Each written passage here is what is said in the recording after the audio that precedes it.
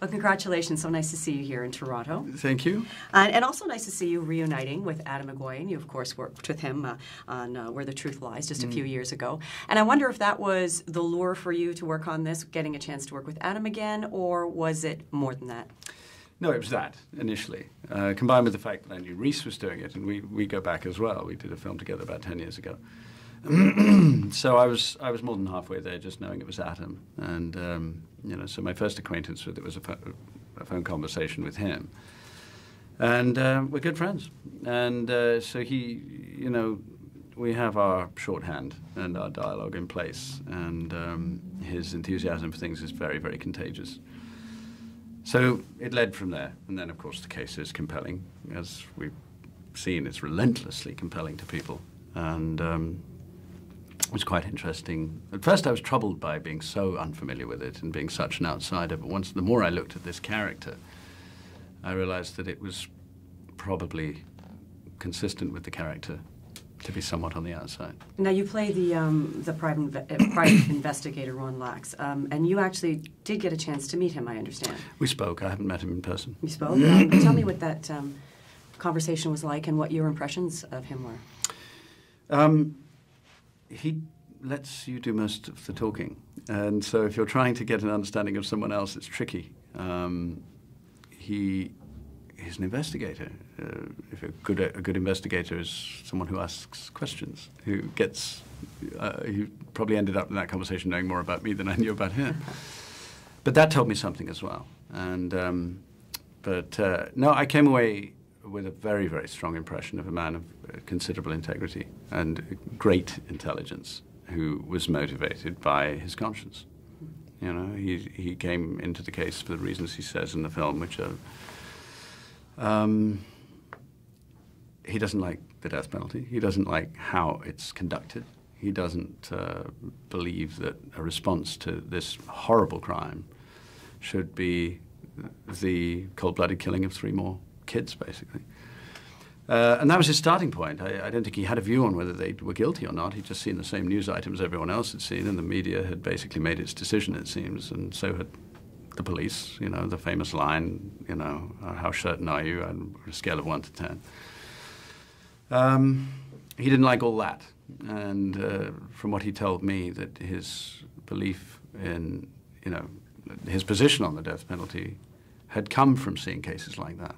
And just how carelessly they were pushed through. And how did that resonate with you on a personal level?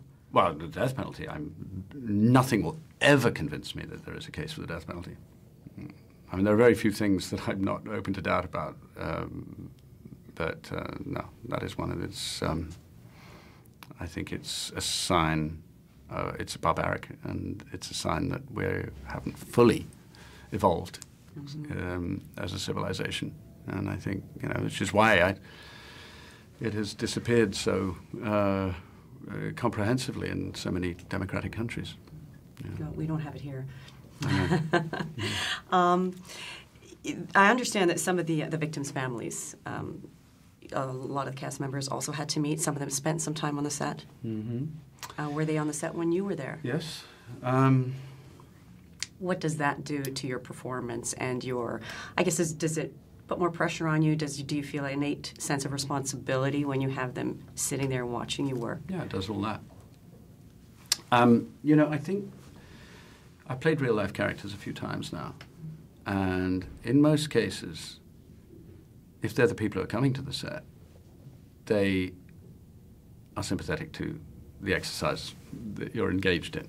It means that, they know that you have to have a certain amount of freedom.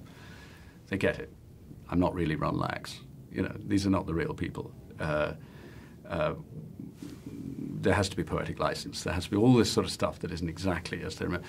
But it's extraordinary to see things resonate with people, that even though it's a story version of something, it's reacting with something very, very, very real. And that feeds back to us, because suddenly, if you're in the presence of somebody who is at the heart of the story, it's not just a movie you're making. It's not just about the craft. It's not just about all the things that it can be about. It's not just there to entertain, to edify, whatever. you are a part of somebody's actual story. And yes, of course, that creates a sense of responsibility and it creates a certain pressure. But it is also, there's something invigorating about being trusted. You can feel motivated by that, and you know, of course, you would give anything to be as truthful as you possibly can. But you know, we work with limited tools. But yeah, it's sobering. It's sobering to have people there who, you know, for whom this is not just a story. You know. A lot of people are going to get to see it tomorrow night at the premiere, so good luck with that. I know you had a standing ovation a couple of days ago for the Railwaymen, and it must have been an incredible experience, so I hope you get another one tomorrow waiting for you. Thank you. Thank you.